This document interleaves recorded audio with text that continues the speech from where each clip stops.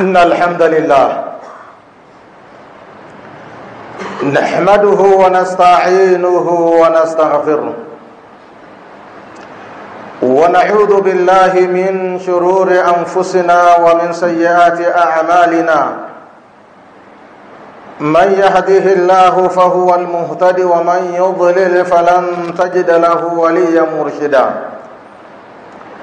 وأشهد أن لا إله إلا الله وحده لا شريك له وأشهد أن محمدا عبده ورسوله يا أيها الذين آمنوا اتقوا الله حق تقاته ولا تموتن إلا وأنتم مسلمون يا أيها الناس اتقوا ربكم الذي خلقكم من نفس واحدة وخلق منها زوجها وبث منهما رجالا كثيرا ونساء واتقوا الله الذي تساءلون به والأرحام إن الله كان عليكم رقيبا يا أيها الذين آمنوا وقولوا قولا سديدا يصلح لكم أعمالكم ويغفر لكم ذنوبكم ومن يطع الله ورسوله فقد فاز فوزا عظيما أيها الأحبة فإن أصدق الحديث كتاب الله وخير الهدي هدي محمد صلى الله عليه وسلم وشر الأمور محدثاتها فإن كل محدثة بدعة وكل بدعة ضلالة وكل ضلالة في النار اللهم إنا نعوذ بك من البدع ومن النار يا أحبة بعدكم حمد الله سبحانه وتعالى nakumtakia sala na salamu Mtume sallallahu alayhi wasallam. Kwanza kabisa naihusia nafsi yangu pamoja na kuwahusieni nyinyi katika swala zima la kumcha Allah subhanahu wa ta'ala. Kumcha Allah ni Muislamu kujiweka katika maamrisho ya Allah na kujiweka mbali na makatazo ya Allah subhanahu wa ta'ala. Mtu anapojiweka katika maamrisho na akajiweka mbali na makatazo ya Allah subhanahu wa ta'ala, huyo mtu ana sifa ya kumcha Allah subhanahu wa ta'ala. Hivyo Muislamu yoyote ambaye anahitaji mafanikio yake ya duniani na akhera ajipambe na sifa ya kumcha Allah subhanahu wa ta'ala. Ndugu zangu katika imani, khutba yetu ya leo ina kichwa cha habari kinachosema muhasabatu nafsi fima madha min shahri ramadhana. Kujifanyia muhasaba, kujifanyia tathmini katika masiku ambayo yamepita katika mwezi wa Ramadhani. Muislamu ni lazima ujifanyie tathmini mpaka hivi sasa, tangu umeanza kufunga mwezi wa Ramadhani una siku 27 au siku 28, ifanyie muhasaba nafsi yako. Katika masiku yaliyopita 27 au 28, ifanyie tathmini nafsi yako katika baadhi ya mambo. Ifanyie tathmini nafsi yako fi salawati al-khamsi, kuhusiana na swala 5. Hivi sasa wewe ukoje? Umebadilika kiasi gani kuhusiana na swala 5? Yawezekana kabla ya Ramadhani haukuwa ni mtu wa swala 5. Hivi sasa ndani ya mwezi huu wa Ramadhani ifanyie tathmini nafsi yako katika swala 5 ukoje wewe. Ipime, ikague na iangalie nafsi yako. Kama bado inalegalega, kwa hakika unahitaji kufanya marekebisho haraka ndani ya masiku haya machache yaliyobakia. Bado una nafasi, usikate tamaa ya kuirekebisha na kuiweka sawa nafsi yako kwa upande wa swala 5. Lakini mpaka leo kuna Waislamu wanafunga mwezi wa Ramadhani lakini hawaswali. Ukimwelezea anashindwa kuelewa ya kwamba aliyemlazimisha afunge ndio huyo ambaye anamlazimisha aswali swala tano. Wengi katika sisi watu wanafunga mwezi wa Ramadhani lakini swala hawaswali, na mtu anaona ni jambo la kawaida. Ndugu zangu katika imani, Muislamu anatakiwa kuswali swala tano katika miezi yote na katika masiku yote. Hakuna tofauti ya ulama, hakuna tofauti katika madhehebu.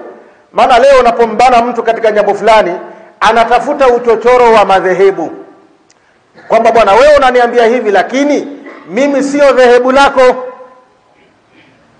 Hakuna dhehebu hata moja ambalo linasema kuswali swala tano si lazima. Dhehebu hilo halipo. Madhehebu yote yanasema Muislamu kuswali swala tano ni lazima. Kwa ndugu zangu katika imani, kila mmoja ajifanyie muhasaba, ajifanyie tathmini kunako na swala tano. Mtume sallallahu alayhi wasallam anasema awwalu ma yuhasabu bihi al-'abdu yawm al-qiyamah as-salah. Amali ya kwanza itakayokaguliwa na kuangaliwa na Allah subhanahu wa ta'ala siku ya kiyama ni swala. Ikiwa swala itakuta imetimia, qubilat wasairu amalihi, swala hiyo itakubaliwa na bakia ya matendo yake mengine yatakubaliwa na Allah subhanahu wa ta'ala, ikiwepo funga. Kwa maana ikiwa itakuta swala haipo, hata funga yako haitokubaliwa na Allah subhanahu wa ta'ala. Sasa hii funga yako itakuwa imekusaidia nini? Ili funga zetu ziwe na faida na tupate malipo makubwa mbele ya Allah subhanahu wa ta'ala, tuwe ni wenye kusimamisha swala tano. Ndugu zangu katika imani, Muislamu vile vile anatakiwa afanye muhasaba, ajifanyie tathmini kuhusiana na kuswali swala za jamaa. Kuna watu ni wachelewaji wa swala ya jamaa siku zote. Kuna watu hawaswali swala ya jamaa siku zote. Wengine ndio hao ambao hawaswali kabisa.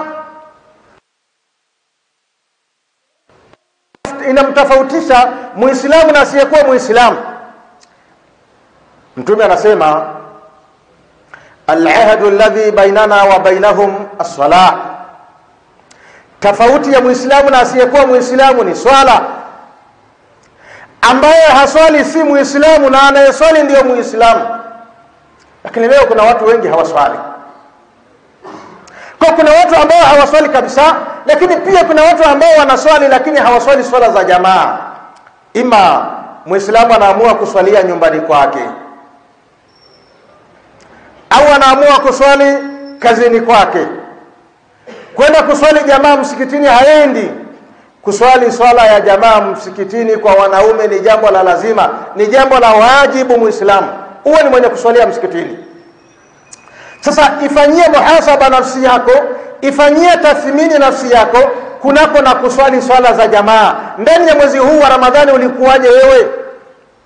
Ni mtu mwenye kuwahi kuswali swala za jamaa, au ni mchelewaji kila siku na unachelewa kunako na swala za jamaa, na wakati mwingine unaamua kuswalia nyumbani? Ibn Mas'ud radiyallahu anhu anasema walau annakum sallaitum fi buyutikum, lau nyinyi mtaamua kuswali katika majumba yenu, la taraktum sunnata nabiyikum, mngeacha sunna na utaratibu na mafunzo ya mtume wenu. Walau annakum taraktum sunnata nabiyikum, na kama tafikia mahala mkaacha mwenendo na sunna za mtume wenu, la dhalaltum, mtapotea. Sasa wanaoswalia katika majumba yao swala za faradhi, hawa wamepotea. Na unapopotea mahala pake ni wapi? Utakwenda wapi? Mwisho wa siku utaingia katika adhabu ya Allah subhanahu wa ta'ala kwa sababu ya kuswali peke yako. Ndugu zangu katika imani, ifanyie muhasaba nafsi yako kunako na kuswali swala za jamaa msikitini. Kama kuna mapungufu, rekebisha. Jirekebishe ndani ya masiku haya machache yaliyobakia, badilika. Kwa hakika Muislamu, kama Ramadhani haijakubadilisha hautobadilika. Muislamu anatakiwa abadilike. Kama ulikuwa hauswali swala za jamaa, uanze kuswali swala za jamaa. Ndugu zangu katika imani, Muislamu anatakiwa kujifanyia muhasaba fil akhlaqi, kunako na tabia njema. Ramadhani imekufunza tabia gani njema? Ramadhani imekufunza tabia gani nzuri? Kabla ya Ramadhani yawezekana ulikuwa na tabia mbaya. Ndani ya mwezi wa Ramadhani umejifunza tabia gani nzuri? Kuna watu wa matusi wanatukana. Ramadhani imekutoa kwenye matusi.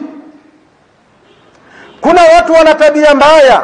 Ramadhani imekutoa katika hiyo tabia mbaya au bado unang'ang'ana na tabia mbaya? Ramadhani imekubadilishaje Muislamu? Kila Muislamu anatakiwa kujifanyia muhasaba, kujifanyia tathmini namna Ramadhani ilivyombadilisha. Ndugu zangu katika imani, Muislamu anatakiwa afanye tathmini fi qira'ati al-Qur'an al-Karim, katika kuisoma Qur'ani ya Allah subhanahu wa ta'ala. Ndani ya mwezi wa Ramadhani umeisoma Qur'ani kiasi gani? Umehitimisha Qur'ani mara ngapi? Waja wema waliotangulia wao walikuwa inapofika Ramadhani wanaachana na kila kitu, wanaisoma Qur'ani ya Allah subhanahu wa ta'ala. Wengine wanafunga biashara zao, wengine wanaacha kazi zao. Lengo na shabaha ni kwa ajili ya kukisoma kitabu cha Allah subhanahu wa ta'ala. Sasa Allah ndani ya mwezi wa Ramadhani, waja wema walikuwa wanahitimisha Qur'an. Wengine wanahitimisha Qur'ani mara 2 kwa kila siku. Anapoamka asubuhi anaisoma Qur'ani ya Allah subhanahu wa ta'ala kuanzia suratul Fatiha mpaka suratul Nas, anamaliza. Anarudia tena, anaanza suratul Fatiha mpaka suratul Nas, anamaliza. Anahitimisha Qur'ani mara 2 kwa siku mpaka Ramadhani inamalizika. Anakuwa amehitimisha Qur'ani mara 60. Hawa ni waja wema ambao sisi tunatakiwa tujifananishe nao. Salafi mmoja anasema, tashabbahu bilkirami, jifananisheni na waja wema, illa mtakunu mithlahum, hata kama hamtokuwa kama wao, lakini jifananisheni basi, mfanane nao. Fa inna tashabbuha bilkirami falahun, hakika kujifananisha na watu wema ndio kufaulu. Anayehitaji kufaulu ajifananishe na watu wema. Jifananisha na hao watu wema ambao walikuwa wanaacha kazi zao kwa ajili ya kitabu cha Allah subhanahu wa ta'ala, kwa ajili ya Qur'an. Jifananisha na wao. Wewe ni mara ngapi umesitisha kazi zako kwa ajili ya kuisoma Qur'ani? Mara ngapi? Ni mara ngapi umeacha usingizi kwa ajili ya kuisoma Qur'ani? Jiulize, jifanyie tathmini kunako na kuisoma Qur'ani. Au wewe ni miongoni mwa wale ambao hawajui hata kuisoma Qur'ani? Na Muislamu anaridhika na hali hiyo. Mimi bwana, hakuna ninachokifahamu katika Qur'ani, nitasoma nini? Muislamu anazungumza maneno hayo na amezaliwa ndani ya Uislamu. Mwingine ni kijana, ana nguvu, anazungumza maneno kama hayo kwamba mimi sijui kusoma Qur'ani. Anaona ni maneno ya kawaida. Hii ni aibu. Ni aibu. Kinachokufanya mpaka usijue Qur'ani ni nini? Kilichokufanya mpaka unaihama Qur'ani ni nini? Mbona mambo mengi tunajifunza na tunaweza? Mbona lugha nyingi watu wanajifunza na wanaweza? Mtu anakuambia nataka nijifunze Kichina, anajifunza Kichina na anaweza. Wewe Muislamu inakuwaje unashindwa kujifunza maneno ya Allah subhanahu wa ta'ala? Unabaki kuto kufahamu chochote. Ukiwa na hali hiyo, jiandae kwenda kujibu swali utakaloulizwa mbele ya Allah subhanahu wa ta'ala. Wewe ni miongoni mwa watu ambao wameihama Qur'an na wana maswali ya kwenda kuulizwa na Allah. Waandae majawabu yake, watakwenda kumjibu nini Allah subhanahu wa ta'ala. Na shtaka hili limenukuliwa na Allah Shtaka hili la Mtume sallallahu alaihi wasallama limenukuliwa na Allah ndani ya Qur'an.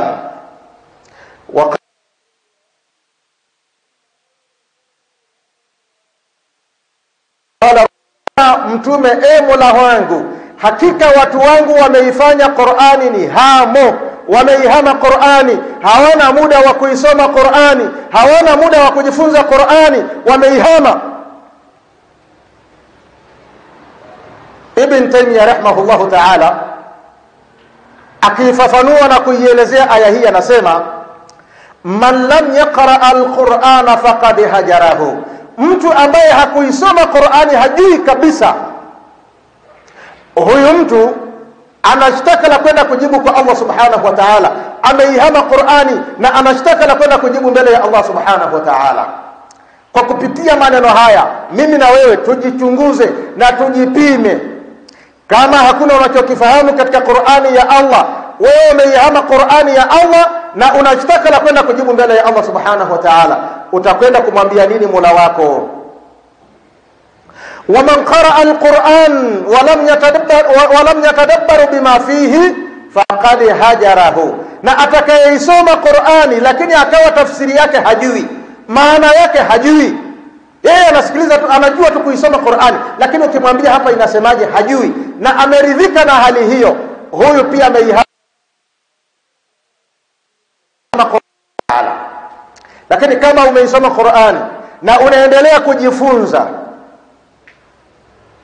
unafanya juhudi ya kujifunza tafsiri, wewe si katika walioihama. Walioihama ni wale ambao wanaifahamu Qur'an, anajua kuisoma Qur'ani vizuri, lakini tafsiri hajui na ameridhika na hali hiyo.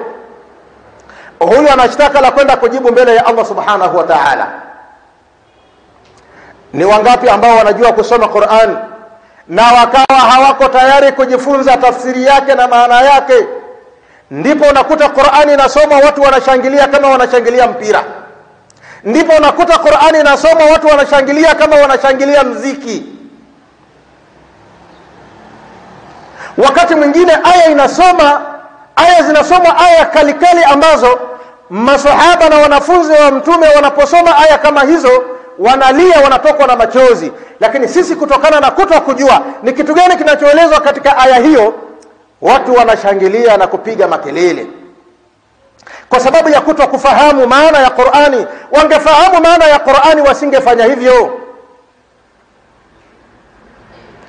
ومن قرأ القرآن وتدبره ولم يعمل بما فيه فقد هجره, na atakayekuwa anajua kuisoma Qur'an, anaweza kuisoma Qur'ani vizuri na anajua kutoa tafsiri yake vizuri, lakini akawa si mwenye kuyafanyia kazi yaliyomo ndani ya Qur'an, huyu vile vile ameihama Qur'ani na anashtaka la kwenda kujibu mbele ya Allah subhanahu wa ta'ala.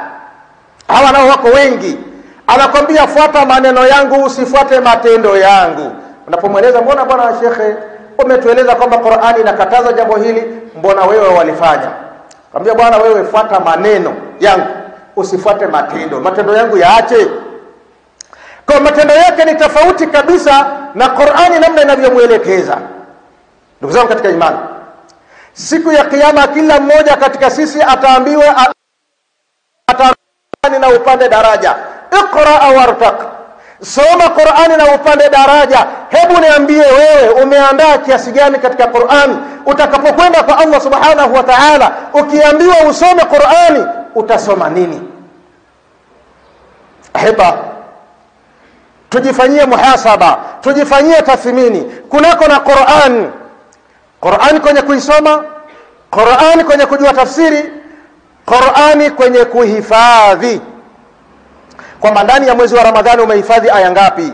Ndani ya mwezi wa Ramadhani umehifadhi sura ngapi? Ndani ya mwezi wa Ramadhani umehifadhi juzu ngapi? Kila mmoja anatakiwa ajifanyie muhasaba na ajipatie majibu yeye mwenyewe kwamba kuna mapungufu au hakuna mapungufu. Kama kuna mapungufu, basi hebu jaribu kurekebisha mapungufu hayo ndani ya hizi siku 2-3 zilizobakia. Ndugu zangu katika imani, Muislamu anatakiwa ajifanyie muhasaba kunako na kujitolea katika dini ya Allah subhanahu wa ta'ala. Kutoa sadaka, Jifanyie muhasaba, ndani ya mwezi wa Ramadhani nimetoa kiasi gani ili hii dini ya Allah subhanahu wa ta'ala iweze kwenda mbele. Ndani ya masiku yote haya 27 28 nimetoa kiasi gani kwa ajili ya Allah subhanahu wa ta'ala? Jiulize Muislamu. Na kama utaona kuna mapungufu haya, anza kuyarekebisha kuanzia leo. Wa anfiqu mimma razaqnakum min qabli an ya'tiya ahadakum al-maut fayaqula rabbi laula akhartani ila ajalin qarib fa asaddaqa wa akum min as-salihin. Allah anatuambia, na toeni katika vile ambavyo tumewaruzuku. Mmoja wenu hajafikwa na mauti, atakapofikwa na mauti na hali ya kuwa hajawa ni mwenye kutoa sadaka, atasema kumuomba Allah subhanahu wa ta'ala, Mola wangu na kuomba unipe muda, naomba uniongezee muda. Anaomba muda, akafanyeje? Haombi muda kwa ajili ya kwenda kuswali, haombi muda kwa ajili ya kwenda kufanya hija. Anaomba muda, anasema fa asaddaqa, nikatoe sadaka. Maulama wa tafsiri wanasema hii ni kutokana na umuhimu wa jambo hili la kujitolea katika dini ya Allah subhanahu wa ta'ala. Mtu ataomba muda, apewe muda kwa ajili ya kwenda kutoa sadaka, lakini alipokuwa yuko hai anaelezwa umuhimu wa kutoa, lakini bado akawa si mwenye kutoa. Ndugu zangu katika imani, tutoeni kabla ya kwenda kuomba kupewa muda wa kutoa sadaka. Muda wa kutoa sadaka ndio huu. Kama kuna mapungufu ndugu zangu katika imani katika utoaji wako wa sadaka, kuanzia hivi sasa, kuanzia leo hii, rekebisha hiyo hali, jitolee kwa ajili ya Allah subhanahu wa ta'ala. Toa sadaka ndani ya Ijumaa hii kwa ajili ya Allah subhanahu wa ta'ala. Mtume sallallahu alayhi wasallam aliulizwa, ayu sadaqa afdal, ni sadaka gani ambayo ni bora zaidi? Sadaka zote ni bora, lakini ni sadaka gani ambayo ni bora zaidi kuliko sadaka zingine? Mtume akasema, sadaqatun fi Ramadan, ni sadaka inayotolewa katika mwezi wa Ramadhani. Hii sadaka ni bora kuliko sadaka zote. Hii ni fursa Muislamu itumie katika kujitolea kwa ajili ya Allah subhanahu wa ta'ala. Allah ndiye anayefahamu kwenye mfuko wako umebeba shilingi ngapi. Katika hicho ulicho nacho, kigawe, toa kwa ajili ya Allah subhanahu wa ta'ala.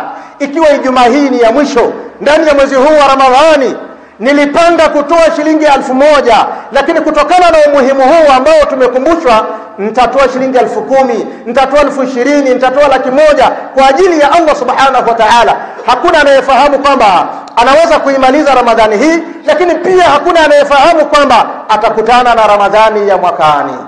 Tutoeni sadaka zetu kwa ajili ya Allah subhanahu wa ta'ala. Kwa hakika hii ndio Ijumaa ya mwisho katika mwezi huu wa Ramadhani, tuitumie vizuri.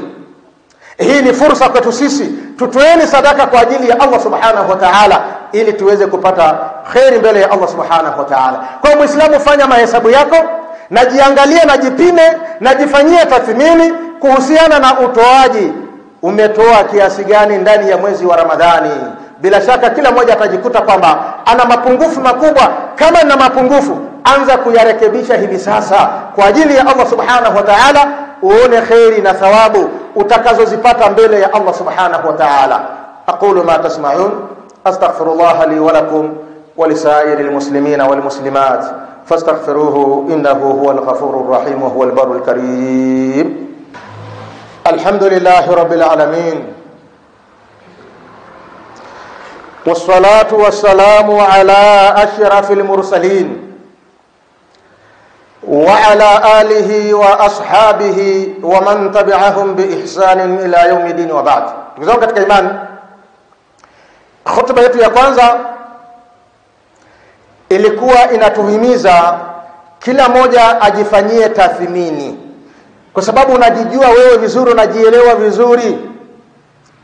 Jifanyie tathmini. Ukiona kuna mapungufu, basi mapungufu hayo yarekebishe katika masiku haya machache yaliyobakia, kwa sababu mara nyingi huwa inaangaliwa mwisho wa kila kitu.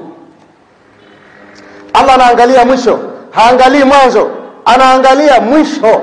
Kwa hiyo hata katika mwisho wa Ramadhani, kama kuna mapungufu ambayo uliyafanya katika mwanzo wa Ramadhani katika makumi yaliyopita, rekebisha ndani ya 10 hili la mwisho kwa ajili ya kutafuta kheri na thawabu mbele ya Allah subhanahu wa ta'ala. Lakini kutokana na kwamba Waislamu huwa hawafanyi tathmini, kikawaida Muislamu alikuwa anatakiwa afanye tathmini 10 la kwanza, akae ajifanyie tathmini. Katika hili 10 la kwanza nimejitahidi kiasi gani katika ibada? Katika 10 hili la mwanzo nimejitahidi kiasi gani kujikurubisha kwa Allah? Linapofika 10 la pili, hivyo hivyo unajifanyia tathmini.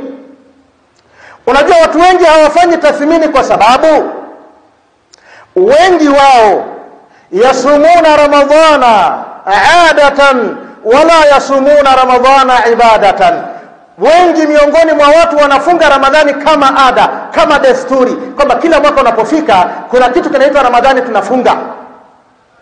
Anafunga Ramadhani kama ada tu, kama kawaida, yani kama kitu cha kawaida, na wala haifungi Ramadhani kama ibada. Lakini anaifunga Ramadhani kama ibada, mtu huyu atakuwa anajifanyia tathmini. Kila atakalolifanya anajifanyia tathmini kwamba hapa vipi, nimepatiaje, nimejitahidije na nimechemkaje hapa, ili aweze kujirekebisha.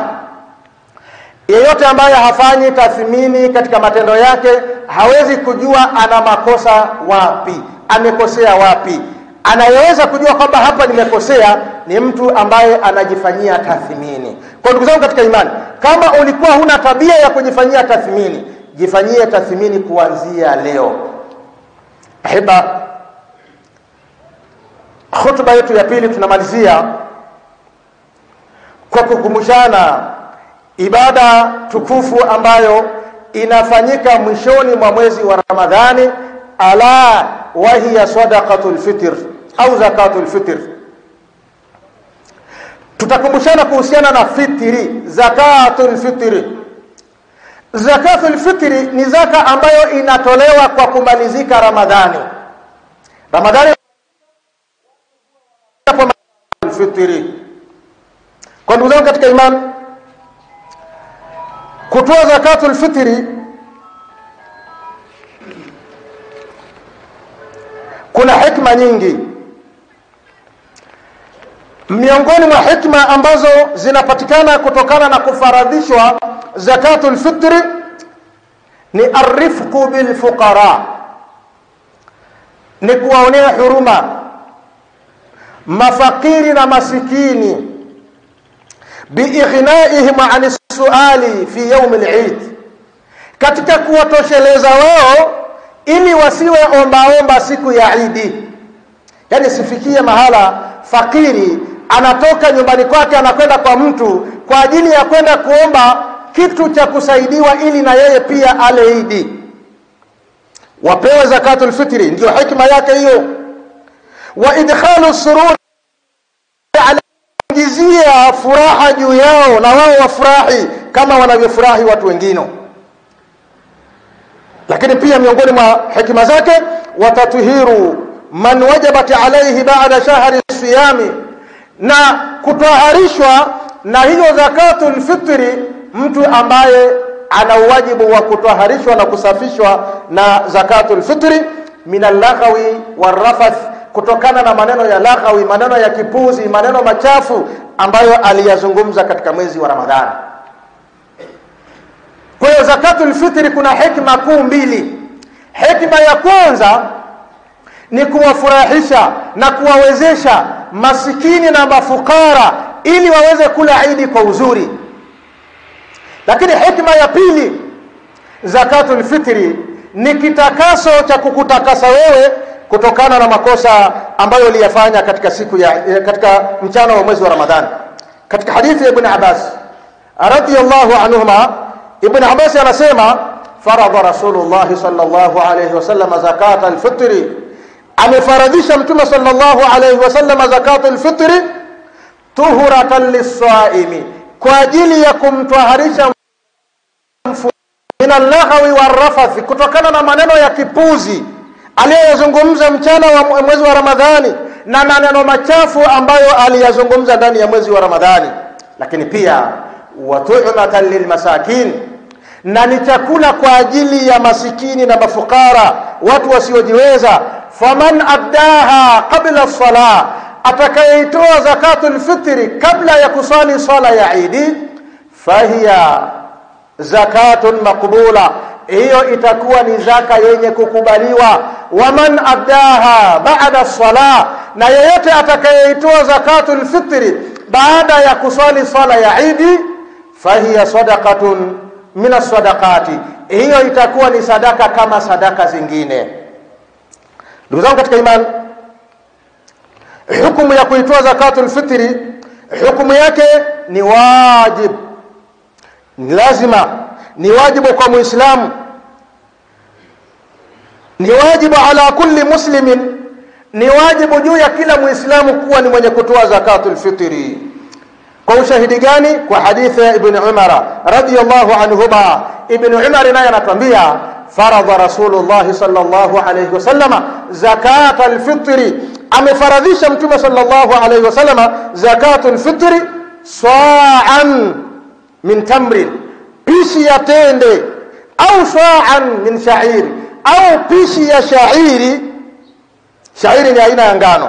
Ala al-abdi, ni wajibu juu ya mtumwa, wal hurri, na aliyehuru, wadhakari wal untha, na ni wajibu juu ya mwanaume na mwanamke, wasaghiri wal kabir, na ni wajibu juu ya mdogo na mkubwa, minal muslimina, katika waislamu.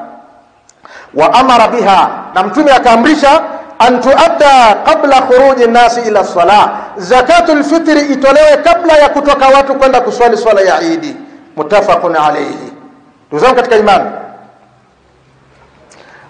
Waislamu wanatakiwa wajiandae kuingia katika ibada hii ya kutoa zakatul fitri. Zakatul fitri ni wajibu kwa nani? Zakatul fitri ni wajibu kwa atakayekamilisha masharti haya. Sharti la kwanza, al-Islam. Anayetoa zakatul fitri anatakiwa awe ni Muislamu, lianna zakatul fitri qurbatun min al-qurbi. Zakatul fitri ni kikurubisho miongoni mwa vikurubisho vinavyomweka mtu karibu na Allah subhanahu wa ta'ala. Wa tuhuratul lisaimi min al-laghwi war-rafath, na ni kitoharisho kinachomtakasa na kumtoharisha mfungaji kutokana na mambo ya kipuzi na mambo machafu